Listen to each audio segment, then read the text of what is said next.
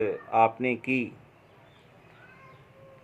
तीसरी बात आपने क्या की थी, मैं उसे रिपीट किए देता हूँ।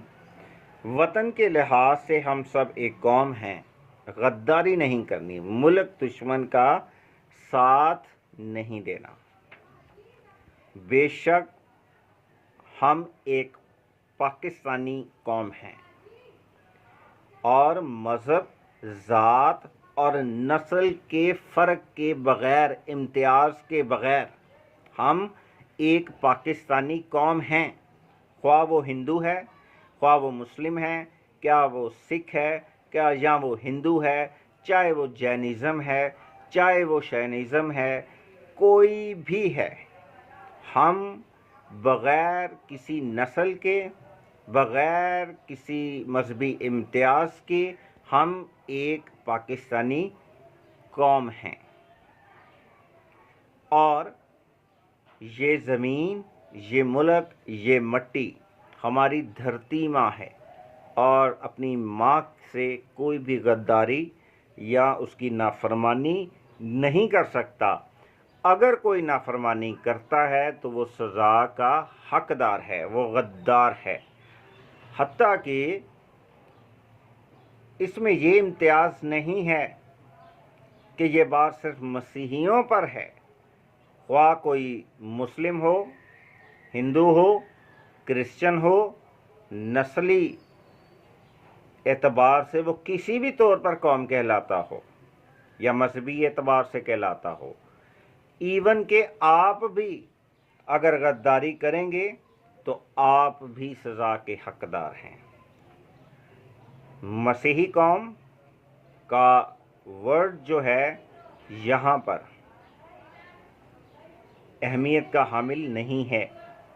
यहाँ पर अहमियत इस बात की है कि इस मुल्क का बासी जो कोई भी गद्दारी करेगा, अब वो कौम से बाहर कंसीड होगा, ख्वाह वो आप ही क्यों ना हो।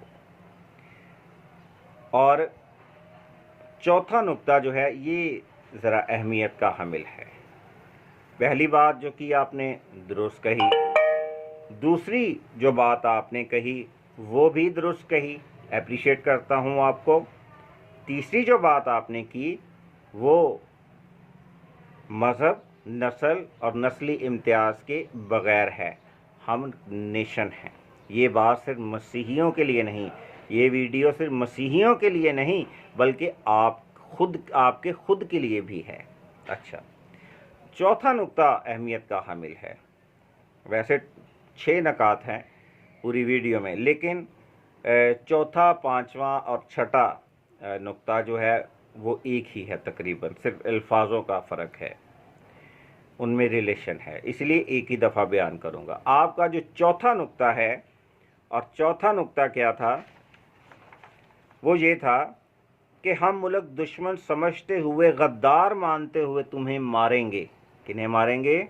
मसीहियों को, क्योंकि तुम पास रहते हो, इसराइल तक हम जा नहीं सकते, तो फिर तुम यहाँ पर हो तो हम तुम्हें मारेंगे। अच्छा, लेकिन हम ऐसा नहीं चाहते कि हम आपको मारें, इसलिए थोड़े सुधर जाओ, सीधे हो जाओ, ये इस वीडियो का मकसद था। बाकी पाँचवा और छठा मैंने कहा एक ही बात है। आपकी वीडियो के इस नुक्ता में 3 चीज़ें हैं।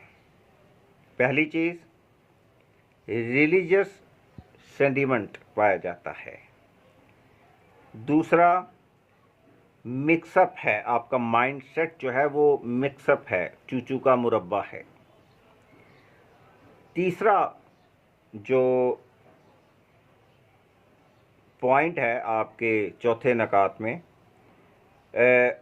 वो कॉन्ट्रडिक्टरी होना है, यानी मजहबी जज्बात हैं, अबतरी की रूह है और उलझा हुआ माइंडसेट है। इस वीडियो के इस बयान में, इस चौथे नुक्ते में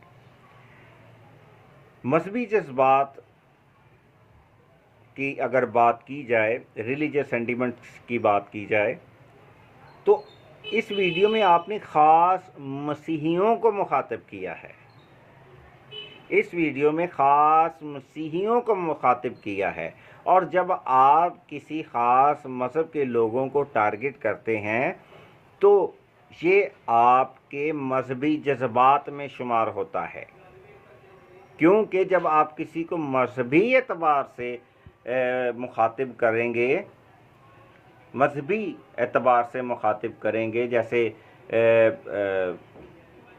कोई इस्लाम का मानने वाला है तो हम किसी मुसलमान को टारगेट करेंगे, तो फिर ये देखा जाएगा कि बयान करने वाला कौन है, फिर हम उसके मजहबी एतबार से देखें, क्योंकि आप मजहबी तौर पर किसी मजहबी कौम को मुखातिब कर रहे हैं, ठीक है, सियासी या मुल्की एतबार से नहीं, बल्कि मुल्क में पाए जाने वाले ख़ास मजहबी गिरोह को, जमात को या एक कौम को आप मुखातिब कर रहे हैं। तो यहाँ पर आपके मजहबी जज्बात शामिल हैं, और इस तरह से आपका वो नुक्ता जो आपने दूसरे अपनी वीडियो के दूसरे हिस्से, वीडियो के दूसरे नुक्ते में बयान किया कि हम आपके मजहबी जज्बात की कदर करते हैं, तो आपका वो नुक्ता भी मजरूह हो जाता है। ये नेगेटिव पॉइंट है, आपकी इस वीडियो में झोल है, आपकी माइंडसेट में झोल पाया जाता है। दूसरी चीज़, मिक्सअप माइंडसेट मैंने जैसे भी बयान किया किस तरह से। और दूसरी जो चीज़ है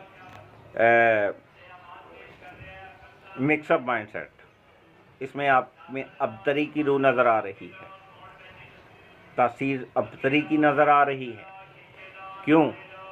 क्योंकि यहाँ पर मेजॉरिटी मिनॉरिटी पर भारी होने की कोशिश कर रही है, तो ये भी आपके मिक्सअप माइंडसेट को ज़ाहिर करता है।